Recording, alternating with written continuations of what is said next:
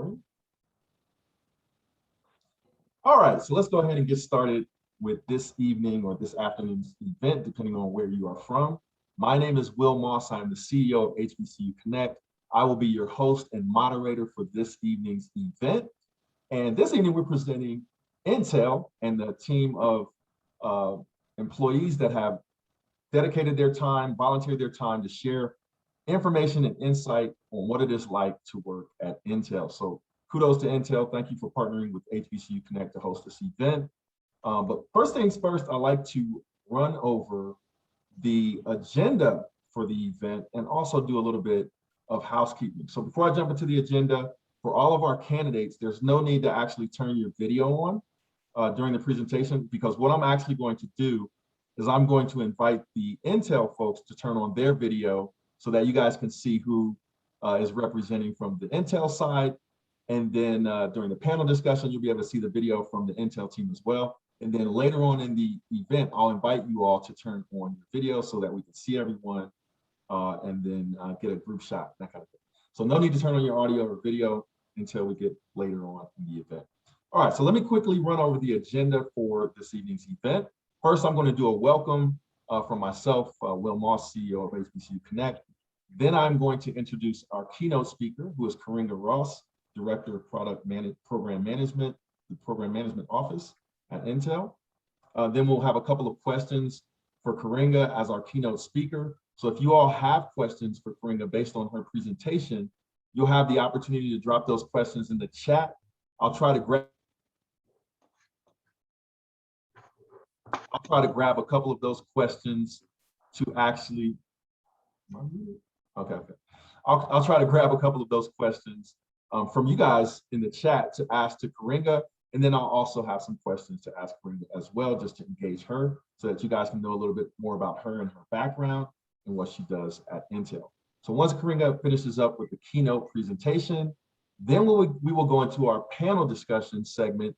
And what I like to do is introduce each of the panelists so that you guys know who they are, what they do, have a little bit of context about who you're speaking with so that you can ask some good questions to our panelists. And then also I'll dive into some questions that I've prepared on behalf of you all as candidates to get to know not only Intel better, but get to know each of our panelists better and their background as African-American employees of the company. All right, so after we introduce our panelists and go into the panel discussion, we'll also have a chance for you guys to ask some live Q&A questions, dropping those questions into the chat. I will read off some of your questions to the panelists, and then ending out the event, I'll pass it over to someone representing the company. Will actually be NECA, who will be representing for the HR and next steps, so that you guys, if you're interested in opportunities and working at Intel, you'll know what to work with. All right, so let me jump into a quick welcome and introduction for myself. My name is Will Moss, as I said, CEO and founder of HBCU Connect. Super excited to have you all. I'm also very excited to have Intel, because we actually, prior to COVID-19 and the coronavirus epidemic, we were hosting these types of recruitment events all over the country in different locations physically, where you could, actually come into the event, get to know the team better, have these presentations, but then also be able to network with the employees of the company. And we actually did a series of events with Intel that went very well. We were in Texas, we were in Atlanta, we were in the DC, Maryland, Virginia area, hosting these events to offer career opportunities at Intel. And a lot of people got hired from those events. Fast forward to 2020, the coronavirus hit, and we started to do these events instead of in person. We started to do these events online and virtually. So kudos to Intel for continuing to partner with HBCU Connect to host these events so that you know more about Intel as a company, the opportunities that they have, what the culture is like, what some of the employees are like, the opportunity for you to actually network with the employees and ask questions in this live and interactive format. So that is the opportunity here for you today. While this is an info session and an opportunity for you to really learn more, ask questions, and interact with the Intel team, there's also an opportunity for you to potentially land a career, right? So just stay tuned to the end of the event. We're going to talk about those next steps for you if you're interested and landing an interview and potentially a job at Intel. So these are real opportunities. It's a great company to work for, and we're excited to host Intel this evening. All right, so without further ado, I know you guys are here to learn more about Intel, so let me pass it over to our keynote speaker, Karinga Ross, Director, Product Program Management Office in the Programmable Solutions Group, Data Center, and AI Group within Intel. So Karinga, if you're ready. I am, and thank you, Will. Much appreciated. I actually came to that DC event, so that was so much fun to be able to come and see folks. And I'm from Atlanta originally, so thanks for tapping in, Robie. We see you. So yeah, I came to Oregon almost 7 years ago, relocated my entire family from the Atlanta area to Oregon, where I had to go find where that was on a map, and then came and interviewed and then joined a really great team. It was Intel Communication and Devices Group. So started out with Intel on phones and mobile. And so then that group went on to do great things, went to another group, which is a data center supply and strategy group there, was able to do some rack scale design planning in that group. Then that group went on to do great things, went over to engineering shared services, stood up like a lab council and did lab management and program management. That group went on to do great things, and now I'm over in the Programmable Solutions group. So with our FPGAs, the accelerator that sits next to the CPU, and I'm doing program management there until that group decides to go do great things. So I've had many different careers within Intel, and it's been so much fun, and I'm still learning all the different acronyms. So yeah, so I'm glad to be here. And Will, just so you know, North Carolina A&T, so Aggie Pride here for undergrad. It's awesome. Next slide, please. So what I'm going to talk to you today is a bit about Intel's story. So we tell this story to folks that may not know about all the things that Intel is doing, all the places where you can fit in with Intel. My background is software. So when Intel was calling, I was like, aren't you guys like a hardware company? I see your name on like my laptop and stuff. And they're like, oh, but we're so much more. So hopefully in my presentation today, I can tell you just how much more Intel really is. And then hopefully, you will come on and join us on this fun adventure at Intel. So Intel, world-changing technology. So the way our CEO says, and we all say, we create world-changing technology that improves the life of every human on the planet. I thought that was pretty amazing. So our technology actually has the power to improve that life for every human being on the planet. We put the silicon in Silicon Valley. So when people talk about Silicon Valley here in Oregon, we're in a Silicon Forest, so we call it here. So we're applying our reach, our scale, and all of our resources to deliver on these bold goals that Intel has. And we're not doing it by ourselves, right? So we work with our customers. We try to galvanize the industry. So you may have seen our CEO, Pat, going out to different countries, talking to, different leaders of countries as we talk about the positive impact that Intel is trying to have across the world. We're also in places like AI, safe roads, autonomous driving, medical advancements, all powered by like our AI and our machine learning. And we do that technology readiness also in education and even in other places. And I'll talk about some of those today too for you. So powering the digital disruption. So when you think about our different kind of BU areas of focus we have, here you see we have cloud, right? Then we have the things that connect everything in our connectivity group. We have artificial intelligence and AI, and then we have intelligent edge. This is what our CEO calls like our 4 superpowers that we have, fueled by 5G, of course, driving the rapid digital transformation of nearly every part of our lives. So all those people on the planet are going to be touched by one of these 4 areas. So we're trying to help our customers really capitalize on the fastest growing opportunities. We're positioning ourselves and our customers for growth. So in this landscape of the rapidly changing digital disruption that's happening, Intel's technology and leadership products are more critical than ever. And so that's why I'm having so much fun in all the different groups I've been able to be in. So when we talk about trying to unleash Intel's innovation engine, when I was saying I had that software background, That was my, the thing that they liked about me. I could actually bring my software background to their silicon expertise and our platforms and packaging and the processes that we have for at scale manufacturing for our customers. So we've gone from being just that CPU company to being an actual XPU and expertly construct the best products with the best technologies. Our ability to combine all these multiple processes and technologies, both internally and externally, with our novel packaging techniques, like that's really what brings the uniqueness of our tailored products to our customers and to our market, which is a really critical differentiator for us with our competitors. It's also one that drives the enormous value for our customers. So we're the only company with the depth and the breadth of software, silicon, and platforms, packaging and process, and at-scale manufacturing. So hopefully that, in a way, touches everybody that's on this call today. So next, I'd like to talk to you about leading in the future, living up to that purpose. This is much bigger.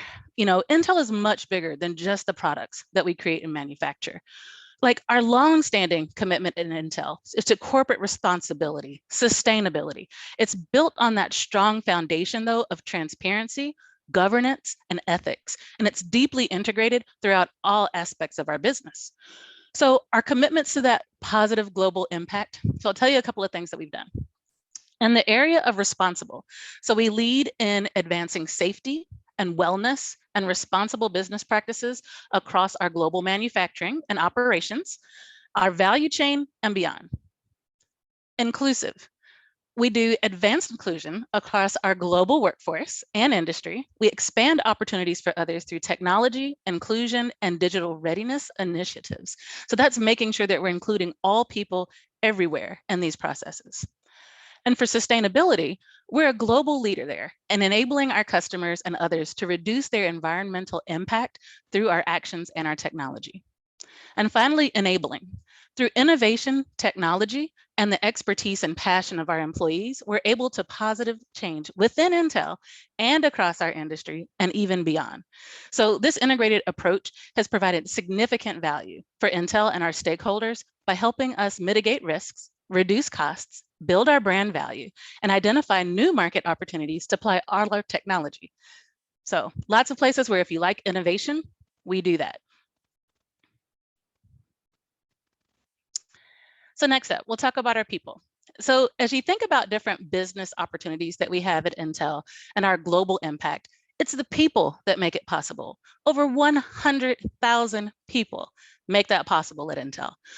Our world-class talent is at the heart of everything that we do, and we're harnessing the breadth and the scale of our reach through our people and our partners so that we can have that positive effect on our business, on our society, and then across the planet and everything we do. So when you talk about where we're located, so because we're committed to continual product innovation by delivering speed and accuracy and quality to our manufacturing processes, we have 9 manufacturing sites today. 6 for wafer fabrication, 3 for assembly and test.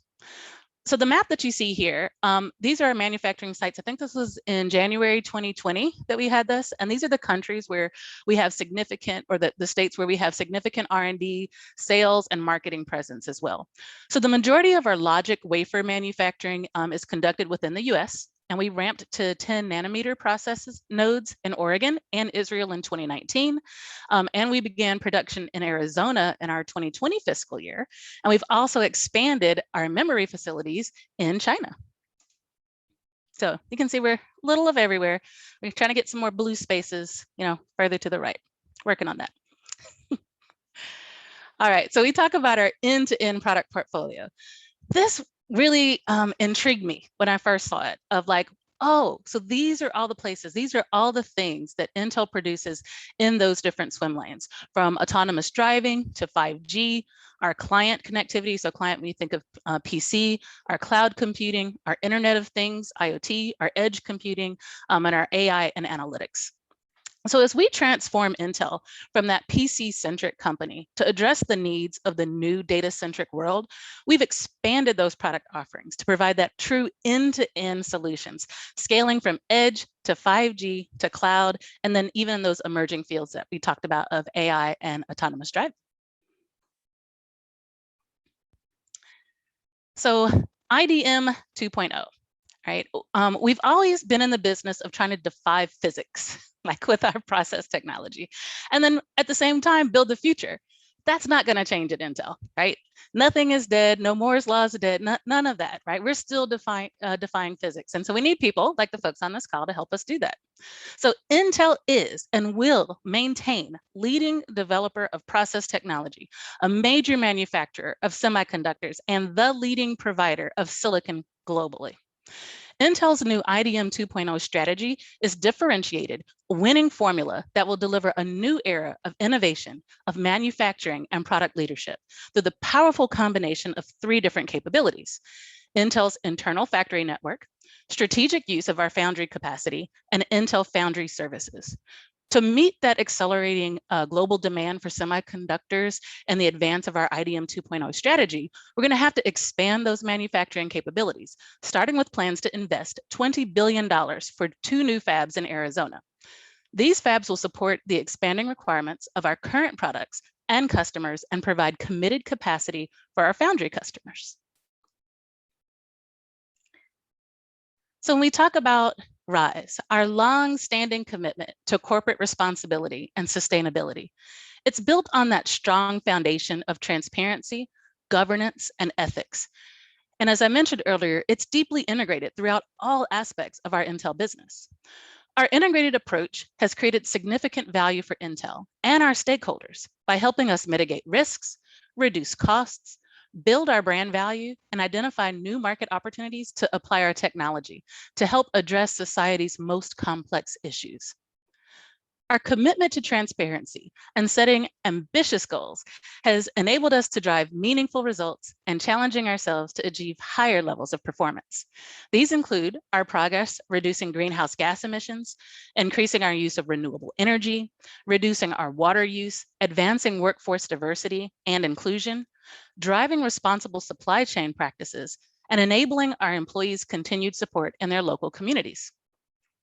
As we look ahead to the next decade of Intel, our ambitious opportunities have never been greater to unleash the power of data and help advance integrated corporate responsibility and our impact in society. So that's why we launched our new RISE strategy and our 2030 goals. We love to talk about this at Intel, our RISE strategies. Okay. So through this strategy, we strive to create a more responsible, inclusive, sustainable future enabled through our technology and the expertise of our passion and our employees. So our COVID-19 response, a lot of people have asked, well, what has Intel done? What are you doing to respond to COVID? How have you helped? In light of the data that we have now about this global crisis and the current response that we've had, we know that individual action is just not enough, right? Solving the challenges that we face require new levels of collaboration across major organizations, industries, and countries all around the world. We stand by, ready to work with others on our key global challenges to revolutionize how technology will improve the health and safety, make technology fully inclusive, and expand the digital readiness and achieve carbon neutral computing. So we're leveraging our manufacturing expertise. We're in a unique position in the technology ecosystem and the wide range of technology to bring others together to accelerate action on key global challenges to save and even enrich lives. So in April of 2020, Intel announced the Pandemic Response Technology Initiative. So together with our customers, partners, and employees, we committed to putting our technology and our expertise at scale behind 3 key areas: pandemic technology response and readiness to accelerate advances against COVID-19 and to prepare for future pandemics; online learning to support education-focused organizations and partners to help students without access to technology; and the creation of an innovation fund to fuel new ideas from external partners and employee-led projects. Our goal was to harness those extensive relationships that we have, our technology and our talents to save and enrich lives by helping to tackle challenges COVID-19 has presented to every person on Earth. So our strategy to accelerate our global diversity and inclusion and society impact. So when we entered into this quest to be a more diverse and inclusive company, We were many groups, many departments, all trying to understand and change. How do we think? How do we achieve this success? But how do we do it together? So through our partnerships, like with HBCU Connect, right, we've grown in our knowledge and our methodologies and how we view our greatest asset, which are our people. So this isn't busy work. This isn't side work, that's, a part of people's, day job or volunteering. This is how we must simply work to compete and win. Inclusive leadership and accountability. So our goal is to expand programs and guidance on inclusive leadership and strengthen accountability systems. Our 2030 RISE strategy and goals that I talked to, we're driving towards our corporate social responsibility milestones in order to achieve those 2030 RISE goals, responsible, inclusive, sustainable, and enabling goals that we have. Integration of diversity, equity, and inclusion, DEI, processes and systems. We're prioritizing processes and systems where diversity, equity, and inclusion need to be embedded. And finally, external leadership and impact. We're working on driving change in the industry by raising the bar through our commitments, our policies, and our standards that drive equitable outcomes. So I hope you were able to learn a little bit more about all of the things that Intel has to offer, things that we've done in society, things that we're doing with COVID, hardware, software, the key areas, and where we are on the map. And so I'd like to welcome you now to ask any questions you have. So Karinga, let me be the first to ask a question of mine, because I'm always proud to see HBCU graduates in corporate America kind of rising the ranks. So how long have you been with the company again? So almost 7 years. So what was your path to Intel? That's my first question. And then what is a day in the life like for you? Ooh, okay, path to Intel. So graduated North Carolina A&T. With a bachelor's in computer science, took my first job in Minnesota. So, worked for General Dynamics. I was the only person that graduated that year that went to Minnesota. So it's great. I love going places that I would have never thought I would go. So Atlanta, to North Carolina, to Minnesota, got a master's degree there, worked in Minnesota for some time, met my husband and family, and he said, oh, we should move to Atlanta. And so I was like, great, I'm from there. So, moved the family to Atlanta, where I worked for Coca-Cola. Doing engineering process and tools. And that's when I went to a NSBE event, and Intel was there and told me why I should come to Intel, and flew out for an interview, saw the trees, the people were just super nice and awesome and welcoming. And so moved the family across the country to Oregon and just love it. So. Excellent. And so what is a day in a life like? Can you give everyone your role again or your title, and then sort of go into a day in a life? Okay. So I'm in Intel's data center group, and within the data center group, so data center and AI group, we have the FPGA group, which is called Programmable Solutions Group. Within that group, I'm in the product group program management office. So I deal with business process improvement initiatives. I'm able to use my technical knowledge and background to be able to apply to business problem solving. So I also got I squeezed in an MBA in there so I could make sure I could talk to the finance folks and the managers. And so, so with that, I'm able to solve a lot of our business problems that we have within PSG and DPG. So tons of fun. So day in a life for me, I have a great team of employees where, people say I have a problem, and then we come in like a SWAT team and we figure out what's your problem, what does success look like for you? We map out, okay, how do we get you there? And then we walk you through it, whether it's, agile methodologies or waterfall methodologies or Lean Six Sigma, but we use our vast knowledge of, tools. So we help connect people to the right process using the right tool. So we do. So SWAT team of process. Yeah. So I have to ask this question. Like I said, I'm a proud HBCU graduate myself. I noticed you went to North Carolina A&T. So my sort of personal question for you, and you can kind of go as deep as you like for this, but do you feel your HBCU experience prepared you for corporate America and what you do now at Intel? Absolutely, it did. I remember in differential equations, my teacher said, if you would learn, the math like you learn the hip hop, you'd be a genius. And I was like, okay, okay, I know the lyrics to all the great songs. I can learn all these formulas. I can do it. And so I've just been applying that same method, mentality and methodology to everything I do. If I can do this thing over here, I can easily do this.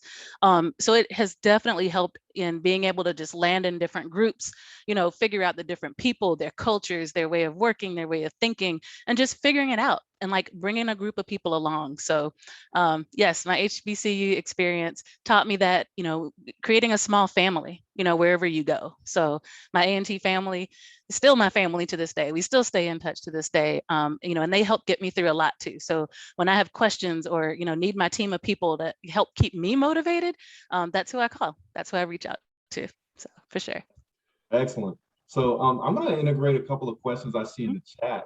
So Okay. one question for you was from Natalie, and it was, is there any part of the culture or workflow at Intel that you found difficult to adapt to?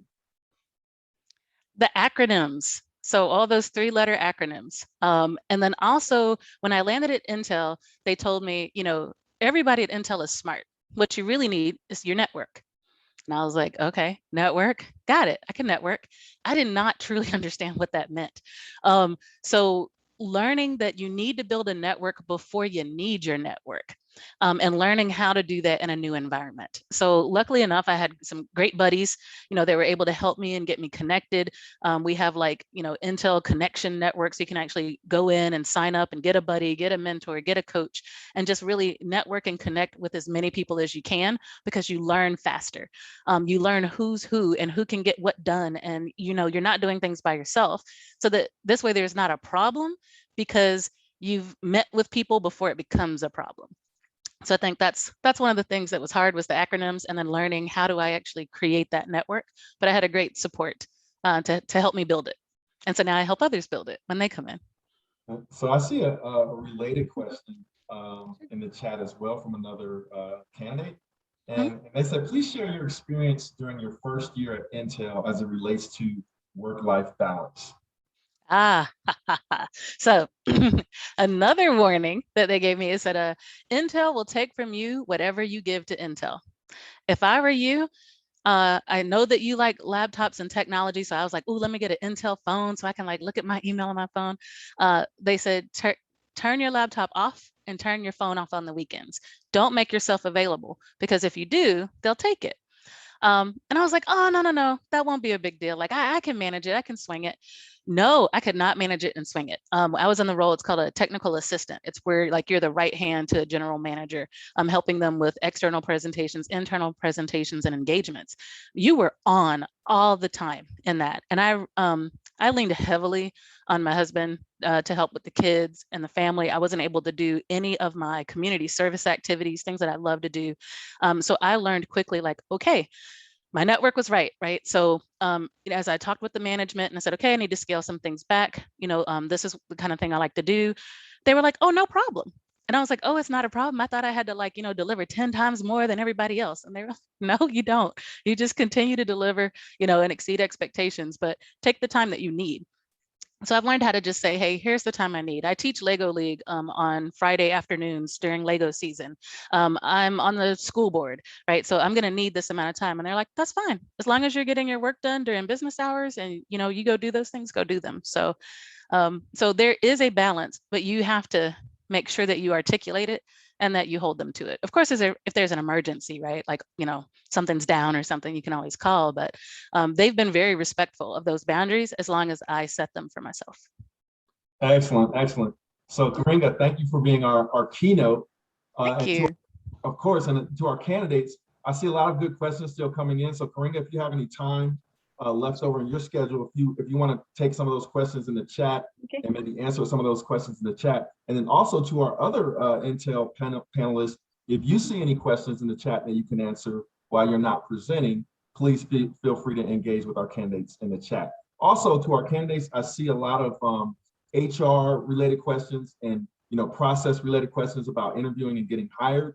So if you hold on to those questions towards our live Q&A and towards the end of the event, we will help you get those questions answered.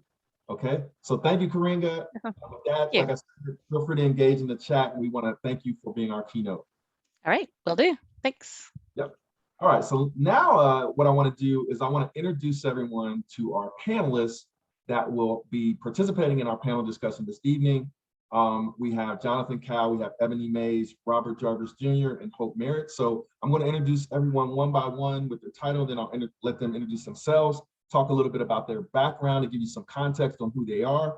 That way, if something piques your interest about one of our panelists, you can also engage them in the chat as the other panelists are introducing themselves, and then we'll go into that live Q&A and panel discussion. All right, so our first panelist that I'd like to introduce is Jonathan Cowell, who is Director of Applications Engineering at Intel. So Jonathan, if you're ready.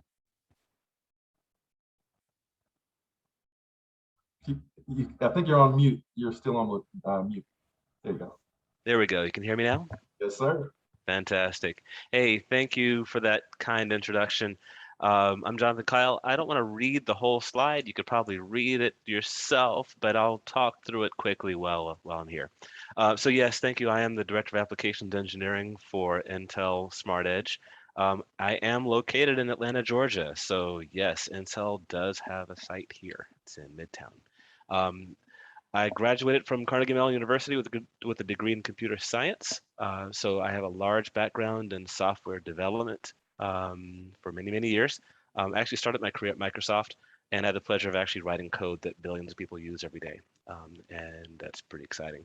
I've progressed my career through many well-funded Silicon Valley startups, and I've worked as a senior consultant for a cloud and architect, a senior solution and cloud architect for field consulting. For a lot of companies around the US, so you kind of get the view the inside of a lot of other companies that are out there. My team here at Intel, the Smart Edge team, we're a group of software and network engineers and architects with a charter of pathfinding and innovation for technology solutions focused around edge computing. In particular, we work with AI, machine learning, 5G mobile networking, industrial IoT, and these are things like retail solutions, industrial manufacturing, games and gaming, healthcare, hospitality, and entertainment and education. And I finally, as we see here, came to Intel 2019 by acquisition, where I was a founding member of Smart Edge. And I can go on and talk about things that excite me at Intel and what my keys to success are, but let me give it a pause and let Ebony go next, if that's okay. Sure, sure. Great, thank you. Thanks for that introduction. I'm sure I'll have some questions queued up for you, Jonathan. Fantastic. All right, so Ebony Mays is the Principal Engineer and Engineering Manager at Intel. So Ebony, if you'd like to introduce yourself. Hello, everyone. It's great to be here with you. I hope you can hear me okay. Thank you so much for spending some time with us. I'm very honored to be here with a very distinguished series of panelists, as well as our keynote speaker. For me, road at Intel has been very long. I think I grew up at Intel. I started Intel, I've been with Intel for almost 20 years. Came into Intel the first time after my bachelor's degree and worked in a manufacturing facility. So I am on the hardware manufacturing side of the house, hardware meaning silicon devices. Did that in a sustaining role for a couple of years, went back to school. Once I returned to school, I had to test out what it was like in the South for a bit. So I went through a master's degree on the West Coast, but then transitioned to the South, to Atlanta. Everybody talks about how great Atlanta was. So I went to Georgia Tech and then returned right back into Intel in research and in development and back on the hardware and manufacturing side. Spent quite a number of years on the manufacturing research and development, researching new materials for the advanced logic CPU devices, and then transitioned out of that after a very long stint, and then recently transitioned into making silicon devices for the memory side of the house. And right now I am leading a team that does research and development for advanced memory devices. So just out of curiosity, how large is the team that you manage? I manage a team of about 6 people, growing as we go. The memory devices team is on its road to expansion. So relatively small team, stay technical. Excellent, excellent. So I'm going to have some good questions for you. So I'll ask you to hang on, but I'll go ahead and introduce our remaining speakers, and then we'll get started in our panel discussion. Thank you. Thank you. All right, so our next panelist is Robert Jarvis Jr., Diversity Program Manager. So Robert, if you're ready. Good afternoon, or maybe good evening, depending on where you're at. I'm Robert Jarvis Jr., Program Manager for Diversity Hiring at Intel. I focus on U.S. veterans as well as individuals with disability. But in addition to that, I help drive inclusion at Intel. And one of my areas of expertise in driving inclusion is on the AA community, African American community. I am the chair of the employee resource group supporting African Americans and those of African ancestry at the company. It's a pleasure to be a part of this organization and to stand, here today with several leaders from our community that really drive a lot of our impact. And I drive the awareness. I extend that culture so that others know and can see that they have a place to be the next Jonathan Kyle or Ebony Mays or Hope Merritt. So thanks for having me here. I'll keep my introduction brief because there's some other folks here I want to make sure there's time to get to. Excellent. Thank you, Robert. Appreciate you joining our panel discussion. So with that, let me go ahead and introduce our next and final panelist before we go into our panel discussion, and that is Hope Merritt the third. And I don't want to forget the third because I'm also of the third as well. So Hope is a VP and General Manager for Data Center Platform Application Engineering. So Hope, if you're ready. Oh yeah, so one, thank you for having me. And it's funny how people have been mentioning Atlanta. I was born and raised in the A, back when the area code was only 404, right? There were no 678s or 770s. So it was a while ago. But for me, I think people asked about your path to Intel. I went to Syracuse University and got an electrical engineering degree.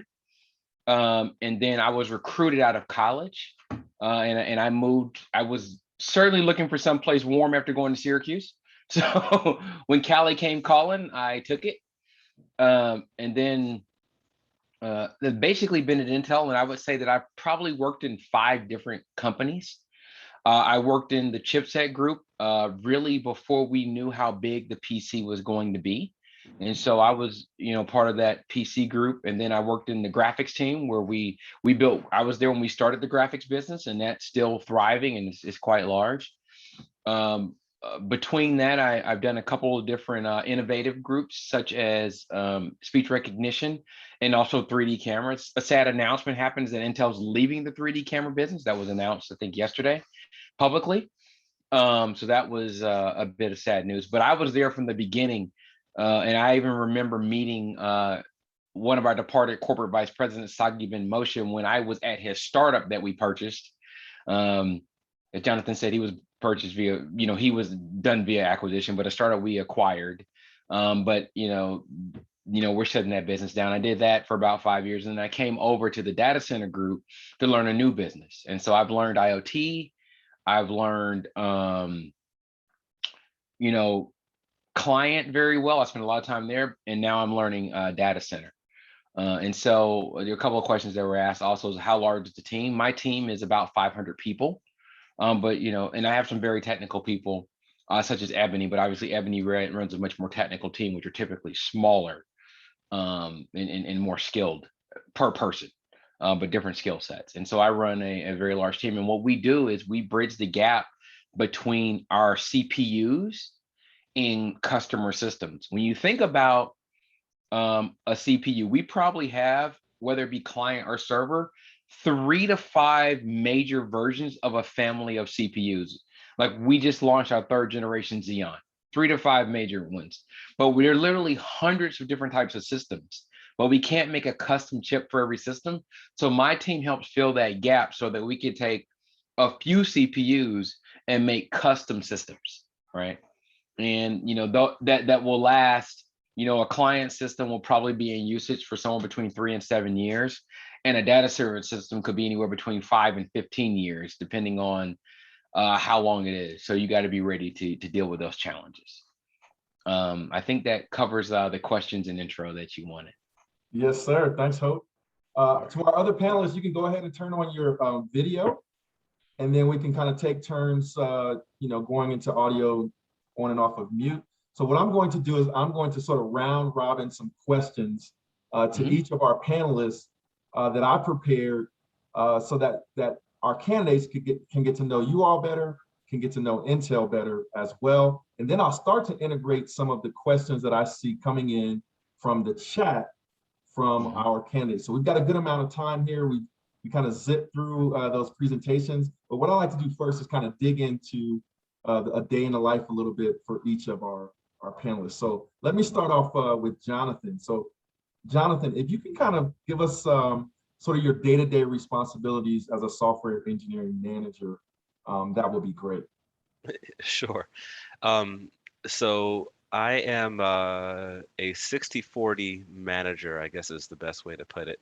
So any particular day, 60% of my time might be managing people and 40% writing code or diagramming or whatever technical stuff you do, or vice versa. Some days it's 100% management, but every day is completely different. They're wild. There are times where I've got a call that says, hey, because we work directly with customers. So, hey, go talk to this customer. Sometimes it's hop on a plane and go see this customer. And sometimes I do it. Sometimes somebody else on my team will do it. But you never know what you're going to get when you get there. But it's really crazy to be able to be there in a customer site and actually look and feel and touch what you're doing, and then take that back to your lab or your office and take those things you've learned and apply them. So every day you could be saying, well, I heard this story. I'm going to write some code. I'm going to build this computer. I'm going to set up my lab to have some popsicle sticks and mayonnaise hanging off the ceiling to see somebody dancing around with an AI in front of them. So it's just sort of like, that's just a Tuesday. So it's pretty wild and it's exciting every day. Excellent, excellent. So I want to ask a similar question to Ebony, and that is, what are some of the things that you take into consideration as you're building out your team? As I'm building out my team, really take into consideration the expertise, the very deep expertise of the team. So from the research and development perspective, generally we hire PhDs.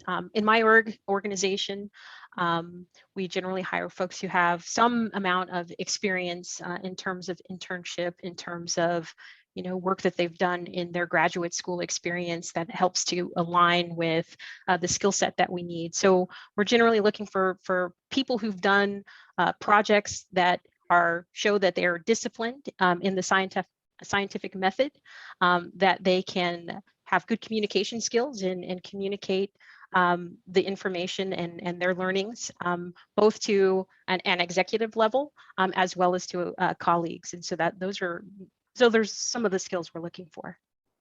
Excellent, excellent. So this next question is for Hope. So I understand you've been with the company for 24 years now? Now 25, I just hit 25. Well, congratulations. And I think that's impressive. So can you talk to us a little bit about what it's been like and what your strategy has been to navigate your career, from starting out as a hardware applications engineer to today being a VP and a GM, the data center platform application engineer? Okay, well, let me just be very honest. I did not have a strategy when I first came in, which is probably sad.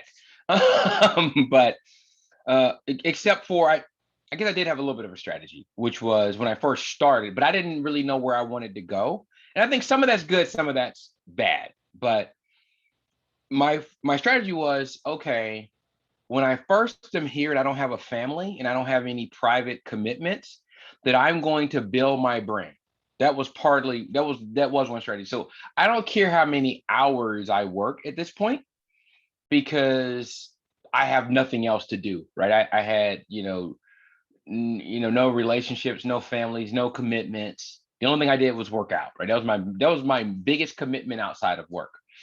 And so I decided, well, I will fill this time with work. So that was the strategy, with a plan that I will be able to dial it back and have more control once I did decide that.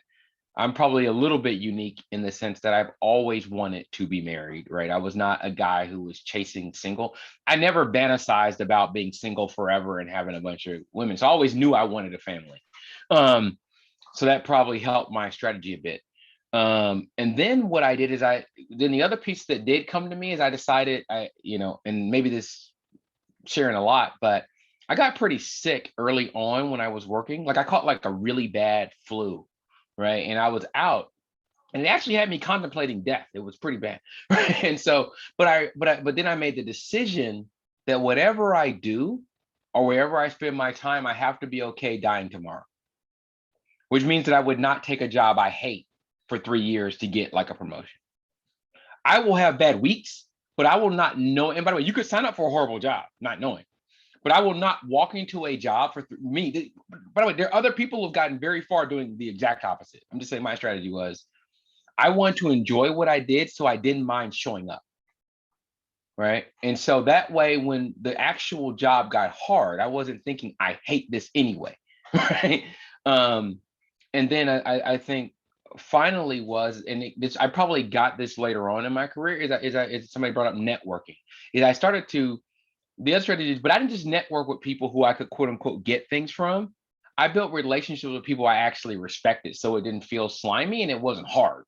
Right. So if I saw somebody where there was the connection that I actually was genuine, not this person's at this level, I'm going to hang out with them, because there are VPs here who I don't have respect for, and therefore I only deal with them when forced. I would not do anything with them unless I had to. But for the people I respected, I make a conscious effort to stay connected, stay on the radar. And so the opportunities come my way. And the opportunity I'm in right now was because my old boss, who's now a corporate vice president, had an opening and he wanted me to apply for it. Right. So I think those are how I navigated it. And I think for me, I had to be strategic in where I spent my time and make sure that that I could at least be reasonably happy when I showed up to work. Excellent. Great. I appreciate that, Hope. So what I'm going to continue to do is ask questions to each of our panelists, and then I'll start to pull some of the questions from the live chat. So if you guys have questions, just hold on to them for a minute and then drop them in the chat once we're ready. But my next question is actually for Robert. So Robert, can you talk a little bit about NIA and what has been the most rewarding aspect about your involvement with NIA, and how has NIA impacted your career? Well, I would say this, NIA is a part of the reason I'm even at Intel. I was recruited at a diversity event called the National Black MBA. Those of you who know what that's all about. NIA is a tremendous organization. We've had NIA before Black Lives Matter was popular in corporate America. It's over 25 years old at Intel. One of the most powerful things about that whole organization is it is a platform for connection amongst our community. There's not a lot of African Americans in high tech, but to have a community within a corporation focused on helping you connect, grow. I met with pretty much everyone on this panel. There's a much senior leader to me in my day job. I'm able to have real conversations, able to get some perspective that I wouldn't have any other way. So that to me is, I would say, number one. Number two is that it is valued by the organization. We put resources behind ensuring that this organization is thriving, growing. We have a Black History Month. I don't know if you've heard of this, but we have a company-wide Black History Month event that we set up each year, and we celebrate this community and we talk about the impact and history of not just Black history, but Black history in tech. So those things are special to me about NIA. Additionally, obviously, it is an opportunity to grow your impact in the corporation and grow as a leader. So that's what I would say. Thank you, Robert. Thank you. So got good news. So originally, our keynote speaker was going to have to drop due to other commitments, but she has a little bit of extra time to continue to join in on the conversation. So welcome back, Karinga, or thanks for sticking with us. So let me go ahead and include Karinga in on the conversation. And if you guys have questions, like I said, hold on to the questions. I'm going to open up the chat and pull out some questions from the chat for the team. But my next question is for Karinga. And Karinga, And if any of the other of our panelists, you guys want to chime in on these questions and add some value to the conversation, feel free to do so.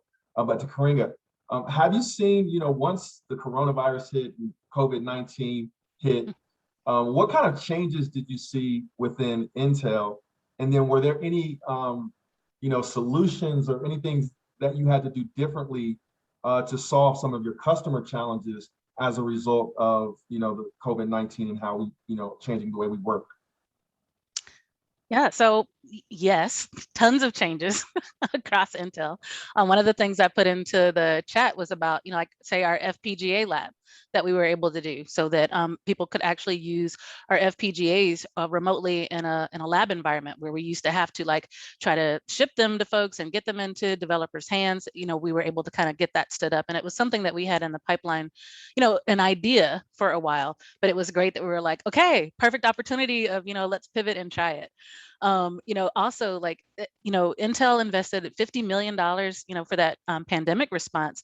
Intel and Medical Informatics Corporation, they're based in Houston, Texas, but they announced the Scale to Serve program. So to actually help hospitals rapidly install and scale on their sick bays. So it's a platform that collects patient data kind of across the disparate bedside devices and things that they have in the ICUs and other care facilities, so that they could have that flexible, vendor agnostic kind of remote monitoring and patient-centered analytics that was done at scale. We partnered with FirstBook. So someone was, putting about how their education background and, are there opportunities at Intel for people with an education background? Absolutely. We partnered with FirstBook. We launched the Creative Learning Connections initiative to fuel the education supported by students in like Title I eligible schools districts that were affected by COVID-19.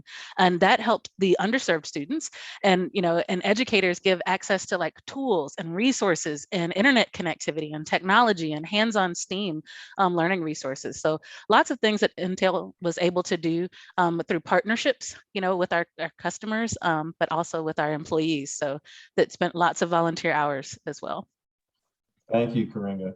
So like I said, I'm gonna go round robin. So I'm gonna go back to Jonathan. And so if you guys see me smiling over here, I'm looking over my questions that I'm going to answer. And so, sometimes I'm curious as to what the answer is to a question. So Jonathan, earlier you mentioned you used to work at Microsoft and maybe some other companies.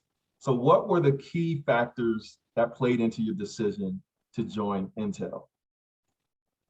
So I came in through acquisition, which was, a little bit different than going and hiring. But I was also on the deal team. And so that's kind of a weird way to put it, but basically that means that during the acquisition process, we have the opportunity to shop if we're for sale, who is going to buy you. And as a seller, you kind of have some say in who may make that purchase for your company. So I looked at Intel, and from my background being in software, I'm always looking to learn something new and different. And especially because technology changes every 6 months. There's a question about, hey, if I'm not technical, how do I get into tech? It changes every 6 months. So you can always start fresh. But the point of when I look at Intel is we have the diversity of not just hardware, but software. Half of Intel's employees write software. So when we look at the hardware side and marrying those two together, that is a unique pathway. That's when you combine a couple of things that you're never going to see before, that you can say, we could have gone to another software company. We could have gone to a systems integrator. Boring. So I'd rather say, hey, let's go to Intel, where I could go. I haven't had it yet because I haven't had a tour of the fab. I would love to go to the fab and pick up a microchip like a donut off of the assembly line from a Krispy Kreme and then go do something with it. I take the second best thing. I'll call somebody and say, hey, could you drop ship something, from Malaysia to my house? And it happens. And so that kind of excitement, that's the thing that I look for. And that's what I got coming out of our acquisition to Intel. And that's why I came to combine random ingredients that you would never think that would come together and make something new and different. Super cool, super cool. All right, so my next question is for Ebony. And Karinga, feel free to chime in on this one as well. But as a woman in engineering, what have been some of the biggest challenges you faced, and how did you go about overcoming those challenges? Wow, that's a great question. I'd have to say, coming into the semiconductor industry, really, there is a huge disparity in women, let alone women of color, in Silicon Valley and in the semiconductor industry. So I think, at least the way that I cut through it, when I came in as a bachelor's student after my bachelor's degree, I was just a no nonsense kind of person. I have a family that's military. So I was fortunate to have a military discipline, and then really fortunate to come across a lot of technicians and engineers who had that same military background, and form an alliance of the no nonsense, and really kind of cut through the stuff. And so I actually was known when I started out as kind of a terrorist. I was kind of a terror in a sense. And as soon as I matured and grew in my career and got through my PhD and returned to Intel, I came back with a resolve, at least in knowing and having a confidence in my technical capability, my ability to take things apart and put them back together, and really bridging that gap in terms of differences culturally, ethnically, and then finding the in between, like the spaces where you really have good a good grounding with everyone else. And I think as I learned to do that, as I grew, I became known as someone that you could work with no matter what, that we could build things, we could make something great, and that really cut through some of the challenges of being a woman in a technical environment. Excellent answer. Karinga, if you wanted to add anything? Yeah, well said, Ebony. And you, a terror? Never. You're so sweet. Now, no. But I'd say, for me, like I've always been that positive, happy-go-lucky, like, hey, let me figure out how I can help you. And so, you would get some of the side eyes or some of the things where people didn't think you could do something. And it was like, oh, I totally know how to do that. Can I show you? Can I help you with that? And they're just like, who is this chick? And so, I just usually go in with this fun, positive attitude. That's why I let the grays grow though. So now I can say like, well, in my 25 years of experience, so I can like throw that out there now. So that goes over well too. But it's just I've been used to it, I guess, all my career. And General Dynamics was my first job out of undergrad in Minnesota. So going from Atlanta, North Carolina, Minnesota, fighters and spider mines and all sorts of combat systems and stuff like that from the military, kind of guys that were there. But they just embraced me. I was kind of like the little sister that was just ball of energy. And, then they just started being more inclusive. And so I just do that same thing today. I go in and support, hey, how can I help? I know a whole bunch of things about a whole bunch of things. What can I help with? And so usually that disarms folks when you're coming to help. So that's what I've used. Love it. Very good answers from both of you. Appreciate the insight. So my next question, I'm going to circle back to Hope. And so I love this question. So as a leader at Intel, what kind of qualities might you look for in potential candidates that might be looking to join your team? Well, so I think the first thing is, Corinna kind of brought it up, and it seems so cornball, let's just be honest. But attitude is the first thing. Like, how do you approach the difficult situation, right? I mean, this is an HBCU event. There is absolutely racism in this world. And, I don't know if the world's worse or we just have better, more access to news. I don't really know. But it seems like the world is falling apart, right? With that being said, how do you show up with a positive attitude knowing that? Just like knowing there's racism, knowing there's sexism, knowing that there's craziness going on, how do you still show up? I think that's the first thing I want to know is, are you going to show up focused on the problem or the solution? I actually, I think years ago, I would have probably put technical capability above that, but there are actually a ton of smart people. I had one of my coaches, vice president, before I was a vice president, told me something that I've never forgotten. He goes, very rarely does somebody get fired because they can't do the job. Most people get fired because of their attitude. Every now and then you'll meet somebody who's totally incompetent, but that's usually rare. Like they just don't know what the heck they're doing. You don't usually find that. You're just like, no, you just suck because you want to suck, right? And so I think I would start there. Then the second is, of course, you got to have the technical capability. As much as, right, I love the software expertise on the panel, right? I would not hire anybody who has a software expertise to do the double E job and figure out the EMI problem. We got tough problems like that. Like we have board challenges where we have EMI crosstalk. You might be a brilliant coder, you would completely fail at the EMI work, right? And if you are an EMI expert, we absolutely do not want you trying to compile C libraries for us, right? So you want to have the right skill, and jobs are pretty broad. But you'd have to have a skill where either number one, you either took it in school or you've done enough work in it where we believe that we would bring you to the level, right? That you could learn it, right? If you come in as a college grad, then maybe a few computer science courses are great. If I'm bringing you in as a grade 9 or grade 10, like a director, then I'm going to need you to have stronger software courses, stronger double E. And then the third thing I would want to know is, how do you work with people? Like the products we work on are so complicated that nobody does anything alone. And there are other difficult people, and there are people on other teams who I would absolutely not let work for me because they're crazy, but they still exist.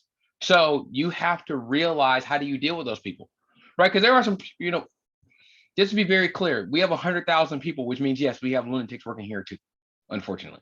And so how do you deal with them, right? And there's different strategies. I think a part of the attitude. And I think if you have the technical skill, the right attitude, and can you work in multiple types of teams? That's what I'm looking for, right? I mean, school is only 1/3 of it, because if you can't show up every day, but we all have bad days, right? And to talk about bad days, I could not work after some of the, when you read about some of these police shootings, like I could not work. Everybody has bad days, but if you're bad days all the time, then I can't count on you. And then the other piece is, and if you're always fighting with people, I can't count on you. And of course, if you have no idea what you're talking about, then I certainly can't count on you. Right? But those are the things I look for as a leader. So can I ask a quick follow-up question to you, Hope? Sure. I believe you mentioned you have roughly 600 people in your organization. Is that? Yeah, 5 to 6. It depends on like the ins and outs, but something around there. Yeah. Well, I think it's closer to 5. But go ahead. Yes. Okay. So off the top of your head, can you think of areas of your business where you have needs for certain types of talent, so that the candidates out there that are curious, what does your team look like, and what is the talent of your team, and where are you growing? What would be your thoughts on that? No, actually, so my team's so broad. I absolutely need program managers. I need certainly having hardcore electrical engineers is so hard to find that now because it's not considered cool. Hardcore double E's who could solve like simulations and EMI problems, because we're only getting more signals and they're all getting closer together. That's valuable. And then certainly, one of the things that's growing is a lot of our coding teams, because we now need better tools to go actually hunt for some of these silicon problems, right? And so I think those are the areas that I think are the ones I need. Excellent. Thank you, Hope. So my next question, I want to circle back to Robert. So Robert, this is more of a recruiting related question, but I know if I didn't ask this question to the panel, someone would definitely ask this question in the chat. And that is, what are some of the fastest growing locations where Intel is hiring that you can kind of list for us or talk about? Well, if you are familiar with the news at Intel about IDM 2.0, which Karenga went over, 3 of the locations are locations that we currently have presences in. And that's Portland, Oregon, that's the Phoenix, Arizona area, and was basically Albuquerque, New Mexico area. However, keep your eyes open, keep your, as you're evaluating Intel, we have talked about building a greenfield manufacturing site somewhere else in the country. So there will be another opportunity for growth outside of that footprint there. Any other things on that? No, I think that's excellent, and it pretty much covers the question.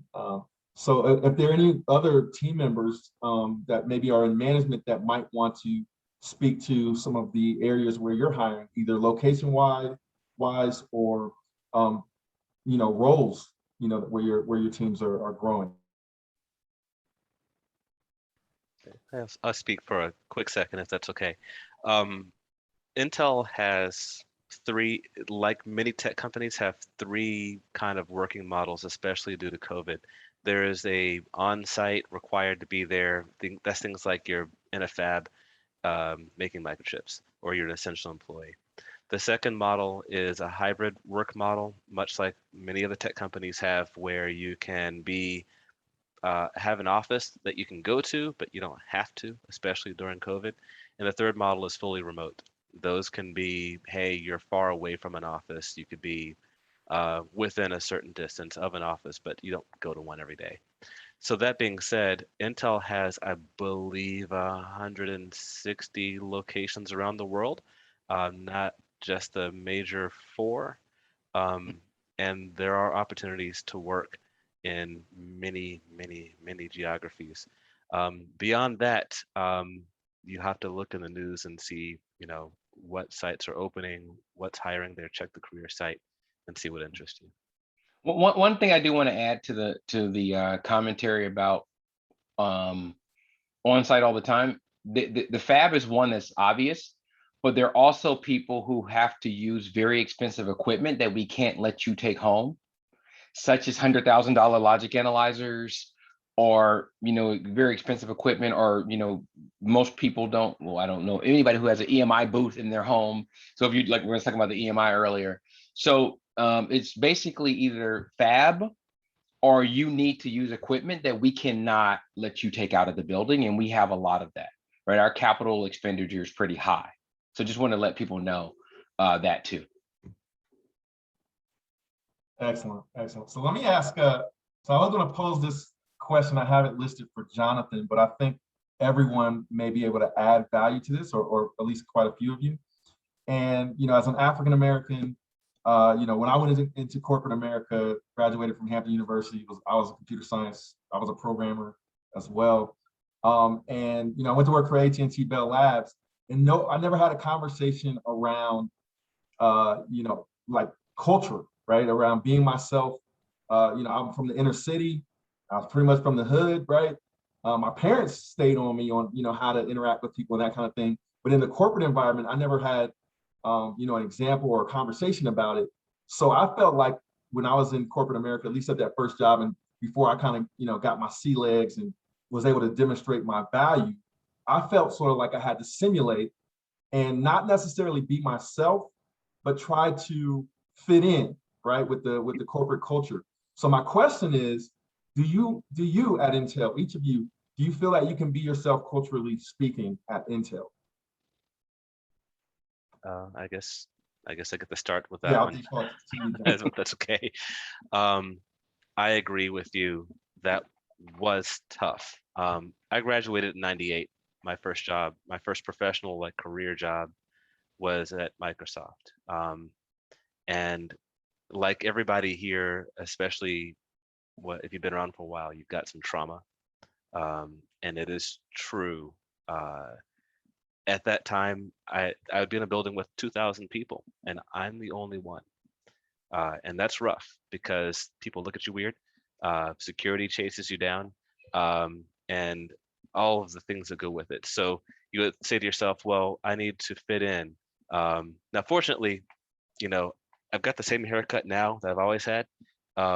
Everything's the same, just a little bit more gray. But there are people who want to express themselves. They want to wear cornrows, or they want to talk in different ways, or whatever it happens to be. Doesn't matter. It was hard then to say, don't be like that because you need to fit in with these others. I would say that's changed a lot. You can show up with blue hair. You can wear cornrows. I would say at this point, at least it's especially true in my organization, I highly value that diversity of thought. I want people to come in and say, hey, when you make that AI model with OpenVINO, and it doesn't know how to recognize people with blue hair, how would you ever have made one that does if you didn't have people who had blue hair when they came to work? So I think that having that ability to be yourself allows you to bring that to work and bring something different to the products you're building or the software, the solutions that you do. That diversity, that being different is the key. And I think that's, if we had a monoculture, we would have our lunch eaten by somebody who doesn't.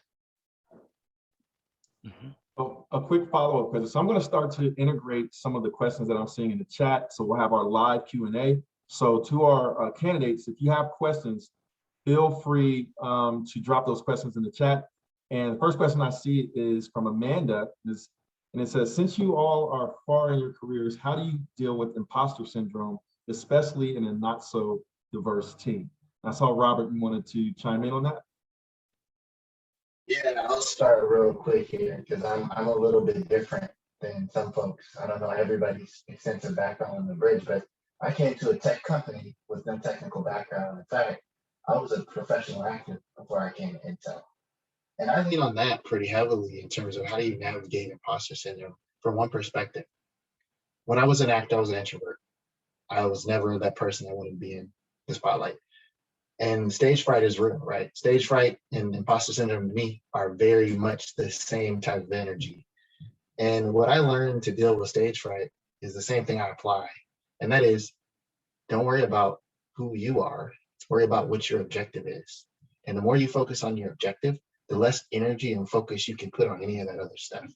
So that's what I apply in many different situations, especially when I have to go outside of my comfort zone, is I am here for a reason. I remember that, and you all should probably can relate to that. I look back at my history and I know the odds, and I'm like, I am here for a reason. Step forward in that space, and that's what I would recommend for folks. Did anyone else have anything to chime in? If not, I'll go to our next question. I think we're good. Okay. So this is a broad question from Osai, and it relates to, employees or at Intel, if you don't have an engineering background, and I think Robert already just touched on this, you might not have an engineering degree, but are there opportunities at Intel for someone that, doesn't have an engineering background, engineering degree?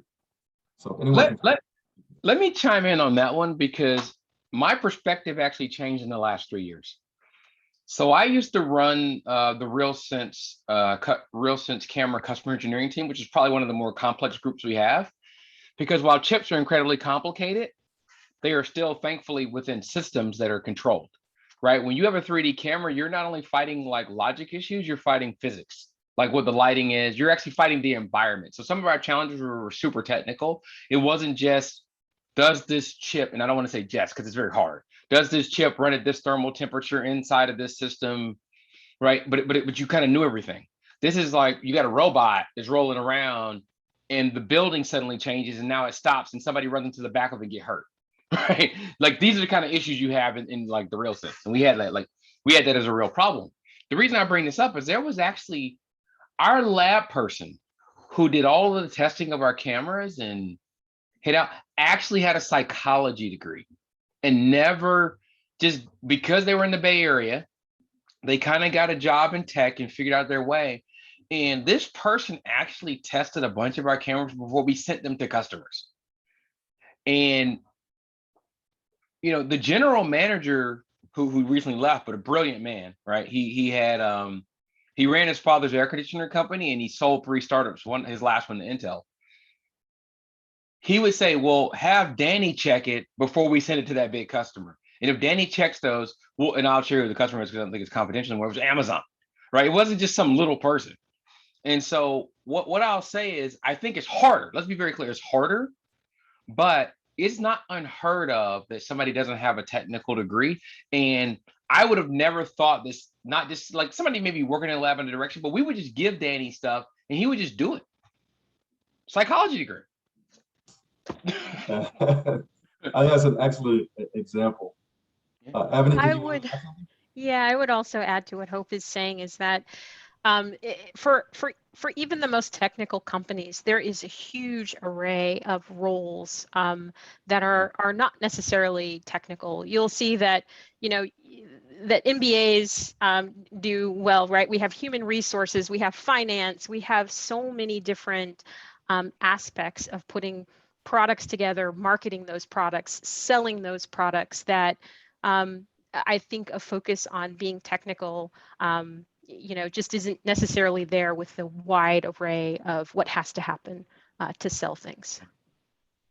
So this next question I have is sort of an advice, question. So, especially considering we have predominantly African American folks on the call, maybe some Latinx folks as well.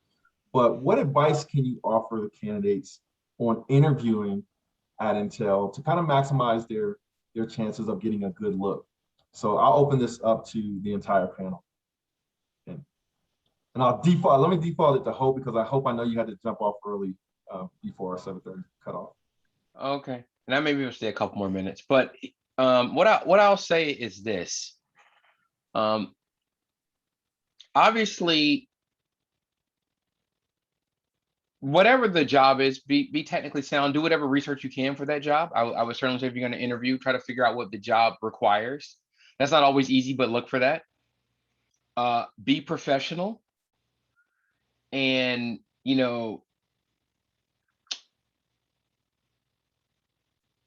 understand you're being judged on not just the capability, but do they believe you'll fit into the team? And one of the people, he's not retired, but a black vice president who left the company, told a story of, they were recruiting a black candidate, and he wasn't a senior, probably a senior director or something like that.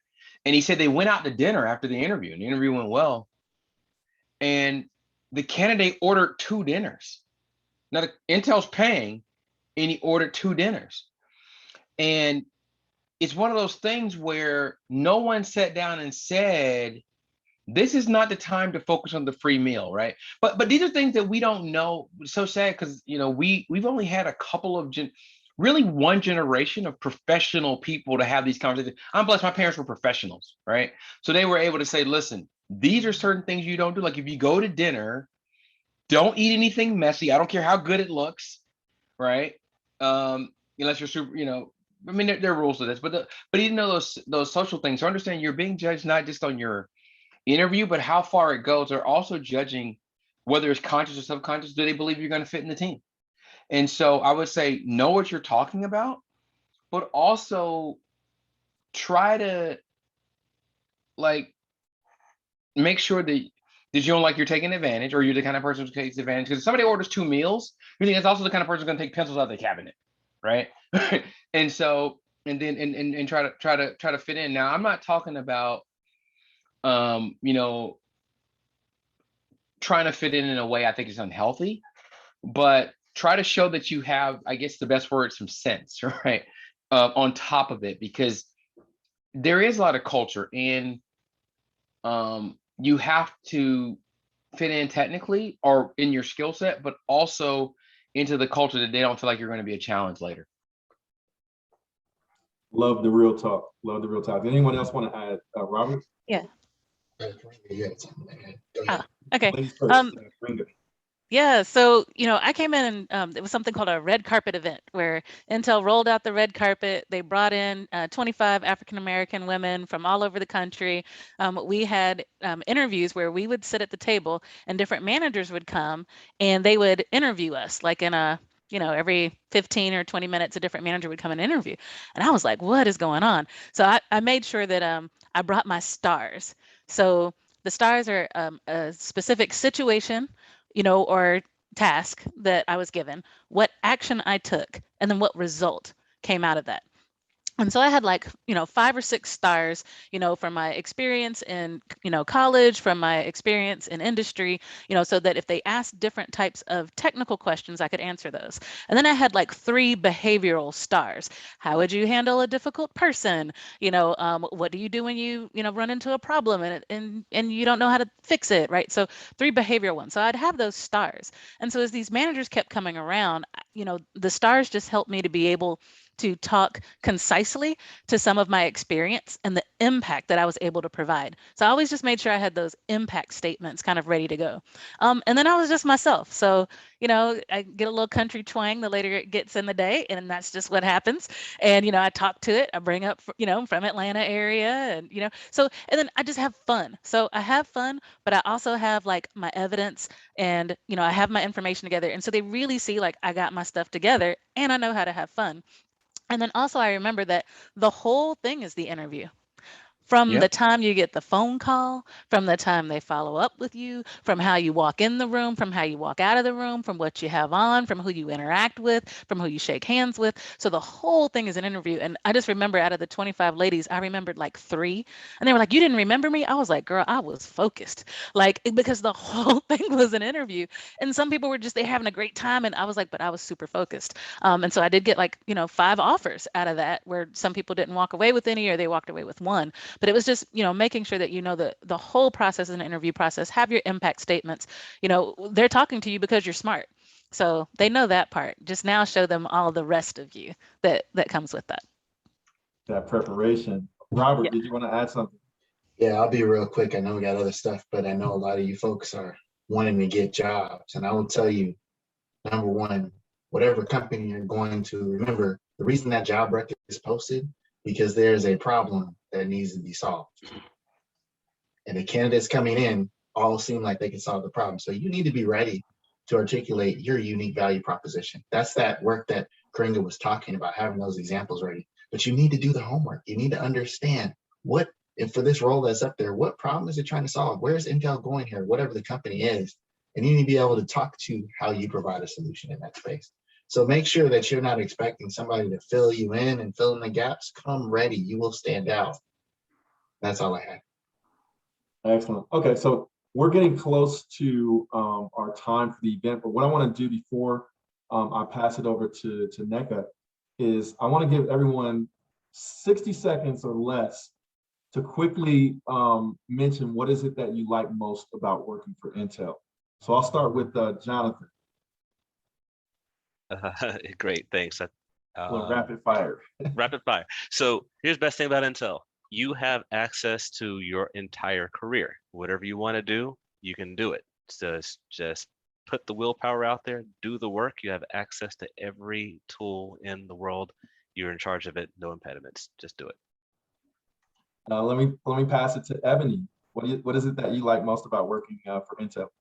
What's kept me at Intel all this time is just the ability to learn with a bunch of people who love to learn and who are passionate about it. I can't tell you how many times on the factory side of the house you get these amazing tools that you've never seen before. You build things that you've never built before. You do things that have never been done before, and that's what's kept me at Intel for so long.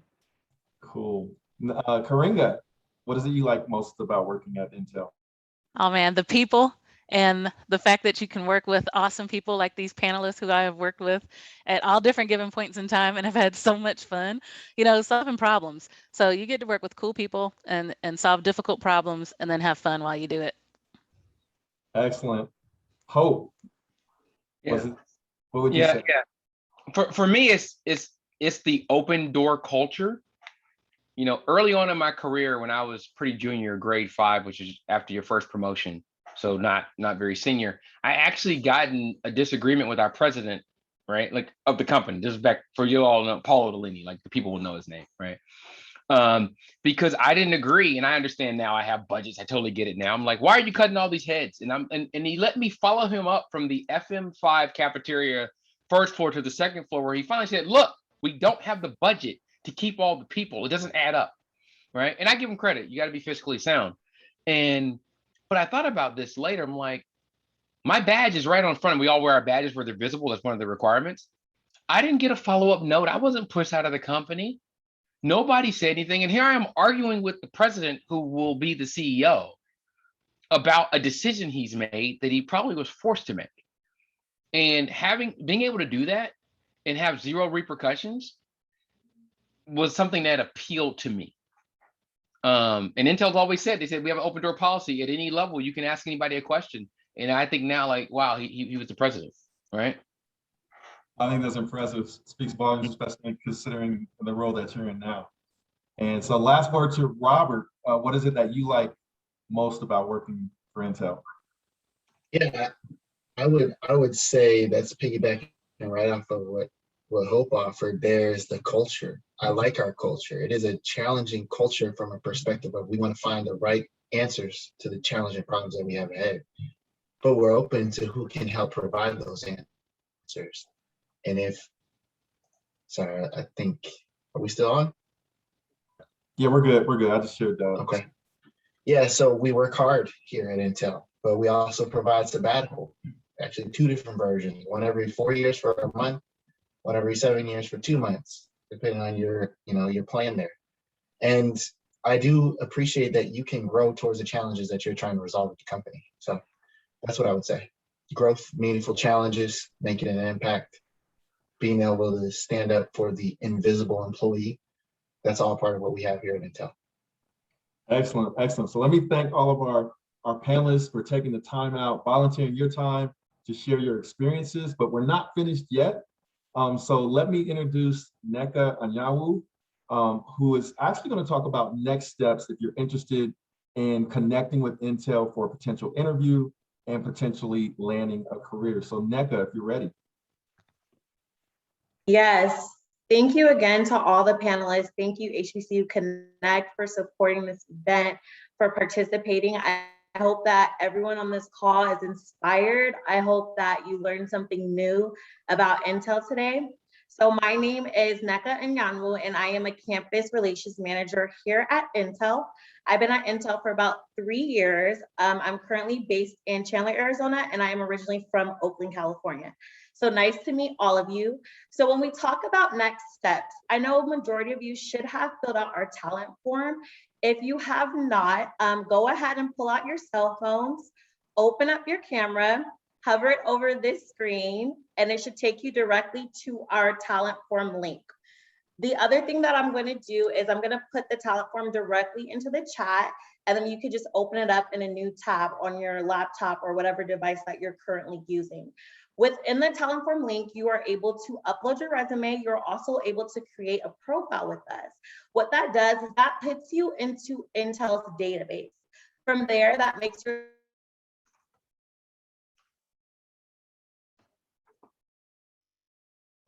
Uh-oh. Nneka, I don't know if you can hear me, but it just froze up. that makes your information visible to go to jobs.intel.com, and we have, I'm sorry, repeat that. You just froze up for a second, but we're good now. Oh, can you hear me now? Am I still freezing? We're good, we're good. Okay, we're good, awesome. Okay, so once you go to jobs.intel.com, you can literally search by keyword, you can search by location, you can search by interest. So whether it's software, AI, hardware, whatever you are interested in, we have open positions and we are hiring. So we're hiring from entry level, internships, right out of college. If you have professional experience, I know a lot of you on the call do as well. We are also hiring for those positions as well. So all you have to do is go online and do some research, and then you can go ahead and apply to any position that interests you. Typically what the process looks like after you apply, over some time, a manager will reach out to you. You'll have a couple of interviews. And then from there, if you are selected, then you would be given an offer. As you heard from other panelists on the call, applying online is not the only way to engage with Intel. So coming to events like this, networking, you can connect with us on LinkedIn, putting yourself out there, putting a face with a name, that'll also help you. Going to career fairs, we will be participating in some of the HBCU career fairs coming up, and we'll have some future HBCU Connect events as well. So just stay on the lookout. Keep your information up to date. And then, like I mentioned, if you have any further questions, you could reach out to us on LinkedIn. It was a pleasure meeting you all, and I hope that you guys have a great rest of your evening. Excellent. So before we go, I want to do two last things. So I want to get, I noticed some people turned on their video at the beginning of the call. So I'd like to get a group shot. So if everyone wants to turn on their video, we'll get a group shot and see everyone's smiling face. Since we don't have the opportunity to do this physically just yet due to, our restrictions with COVID-19, would love for you guys, if you're ready or prepared for it, you're okay with it, to go ahead and turn on your video. And while you guys do that, I always like to give the last word to our keynote. So Karinga, if you want to kind of close the show with any last words of encouragement for our candidates, that would be great. And to our candidates, go ahead and turn on your video. I'm going to get a couple of screenshots. So Karinga, if you'd like to close us out. Sure. Thank y'all all for coming today. It was great interacting with you on chat. I hope you got to learn a little bit more about Intel and some of the folks that work here. We couldn't answer all of your questions in the chat, but I loved your engagement. Definitely, if you haven't thought of Intel, think of us now. Go out there, take a look. Come join me in Oregon, or anywhere else that we have. And we'd love to have you. And thank you again, Will, for this amazing opportunity and the partnership that we have. So. My pleasure. My pleasure. Thank you to the Intel team for volunteering your time. I know this may be after hours for some of you in different locations. And to our candidates, we cannot do these events without you. We had a really great turnout. Over 119 people, I believe, showed up for our event. So always, that's a great thing. We can continue to do events like this. As NECA mentioned, we also have a series of additional events coming from Intel. So there'll be at least 3 more events that we'll be hosting over the coming months. So make sure to go to our homepage to sign up for those events if you're interested. We'll actually cover different topics and different teams, different panelists, different opportunities. So make sure to stay connected to us for that. But I want to thank you all for coming and taking the time out. I want to thank the Intel team for sharing your experiences, for the real talk. I love the engagement. But yes, thank you all for participating, and have a great evening. All right, everybody take care. I'll share the recording via email. I'll also share those next steps that NECA put in the chat. I'll share those via email so you guys can look for an email from me on those next steps. Thank you all. Awesome. Thanks. Bye. Yep, take care. Thank you. Bye.